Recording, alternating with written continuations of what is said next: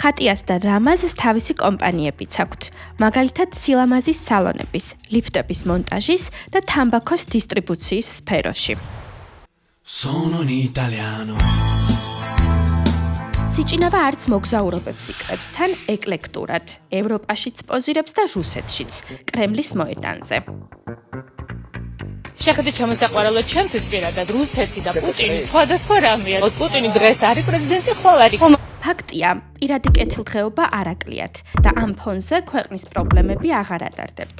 ქართული ოცნებაც უყვართ, ოლიგარქი ივანიშვილიც და მისი ერთგული მსახურებიც. კახი უფრო გამოადგება თბილისს, ვიდრე თბილისი კახის რა. მარია და პრეზიდენტი არჩევნებში გამარჯვებას ტრამპუშკა. მართალი არ მიყურებია განათლების რეფორმებისთვის, მაგრამ გადასარევი რეფორმებია. მოვნახავთ საერთო ენას და ევროინტეგრაცია აუცილებლად იქნება ჩვენი. ყველა აქციაზე მახსოვს ძალადობა ყველა მთავრობის.